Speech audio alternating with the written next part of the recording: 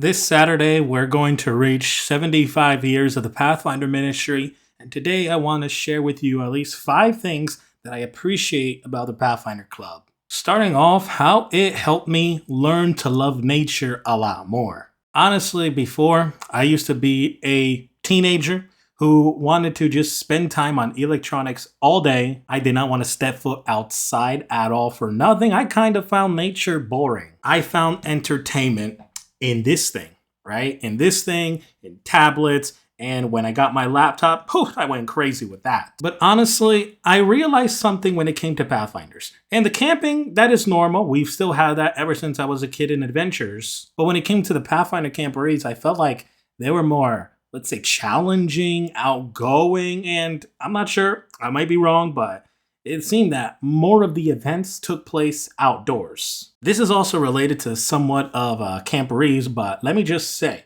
that the fact that when we will be on travels to camporees, especially to the international ones, it also caught my attention this past year in 2024 when we were going to Wyoming for the international camporee. I kept on looking throughout the ride, especially in states like Pennsylvania. When we get to Wyoming itself, you see a bunch of horizons, whether it be bodies of water, be mountains just full of trees, or if it's open plains, like literally if you're in the middle of nowhere, but you do have your little bushes around, you have the big mountains, maybe some rock out of nowhere. It honestly just looked amazing. And I'm just like, wow, just reading the Bible and just witnessing this creation, the place we live in.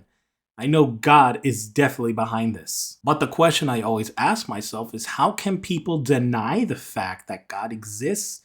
They literally live in a place that had to be created by somebody amazing, all right? Not something, but somebody amazing. And that somebody is God. There is no other way that I could think of that could make this earth, the place we live in that we call home for now. Oh yeah, let me not get started with my love for animals, how much that has increased in the past several years. I want to show you guys a little clip on my little deer encounter, the very first deer encounter I had, and it had to be my favorite, falling in love with deers. Take a look.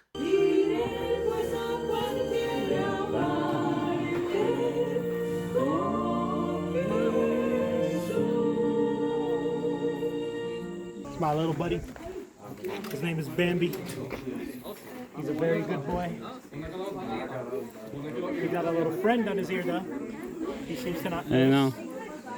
I was also taught leadership within the Pathfinder Club, which is something very, very crucial. With the Christ-like values that I've been taught in the different classes, in the characteristics that we should have not only as a leader, but as a Pathfinder, I was able to take those Christ-like values and implement them in my own leadership when I began to serve as an associate director for the club I was in. And overall, together, it made me realize that leadership is service, not the title. What do you think is better? The title or the position that you have? Yes, it might have some benefits behind it, but is that the overall best thing? Or is it service where you can impact somebody's life in a positive way, but also show Jesus' leadership at the same time? Because remember, Jesus, he didn't come to this world to be served, but he came to this world to serve. People compare Pathfinders to be like the Boys and Girl Scouts, but we just implement, let's say, it's part of the church, all right? With that, you have to be social.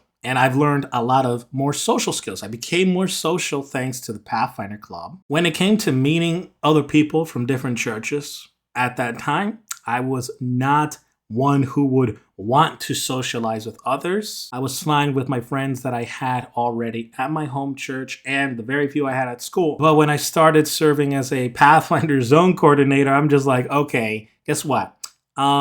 This has to change, all right? This requires socializing. So I prayed to God a lot and he literally transformed my life. And I am glad to say every church that I visit, whether it be in my zone or if it be around the state, I'm able to interact and socialize with my young people. I socialize, I interact a lot more.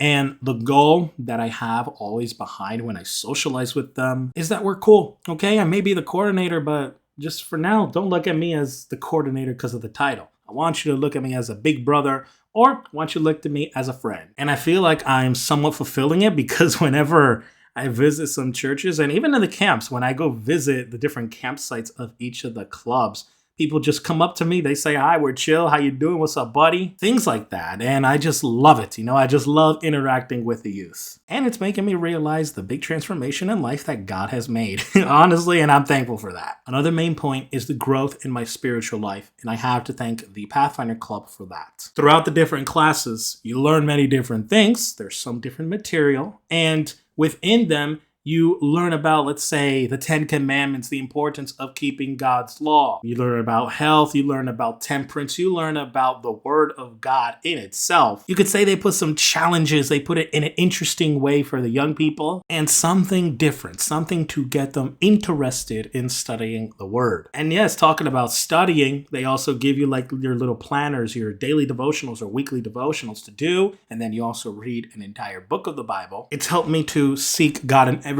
and also learn specific Christ-like values that not specifically just for leadership, but they are for your entire life that you should practice. And with the spiritual growth at the end, which has to be my favorite result, is that the Pathfinder Club did lead me to giving my life to Christ through baptism. So I was recommended. My name was brought up to be a junior deacon of the church. That is what we call the newer deacons, right? The ones who are pretty much new into the role. And when my dad told me that my name was brought up, I'm like thinking about it.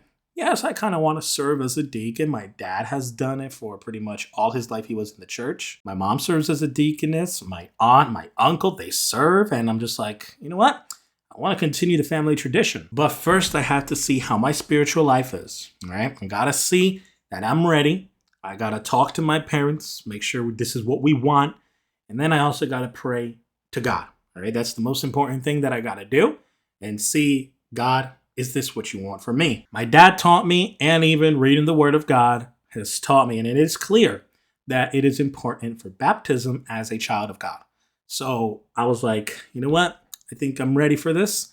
And I got baptized in 2015, precisely on my 13th birthday, 1 year after I gave my first ever sermon. What a coincidence. Now, when one gets baptized, your life does not get easier, okay? It's not like, oh, you're going to give your life to Christ and then everything is going to be perfect. No, you're still going to go through your struggles, temptations, etc. But you feel a little bit more, let's say, how would we put this? Refreshed, right? You feel a little bit more renewed, and you feel more confident because, okay, Jesus is in my life. He's taken over of my life. We're going to let his will follow through, and whatever his will is, it is perfect for me, and he does it for our own good. There is a quote that my pastor, church pastor, he says every single time when he performs a baptism, and once he takes the person out of the water, he's like, dead to the world, but living for Christ forever. And that is one of the quotes that I'm always going to keep in my mind.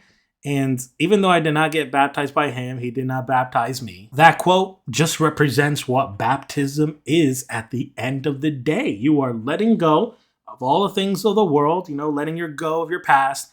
And then you just want to be renewed and you want to live for Christ forever. And this is your commitment that you are making, even in front of public, okay? You make this commitment in front of people that I am living for Jesus. But yeah, 75 years in the making. All right, let's see how far this ministry can go here on this earth, or even we celebrate up in heaven the 100 years. We got 25 years left, so we got to see where we're going to be headed. Hope you guys enjoyed the little testimony, and God bless you all.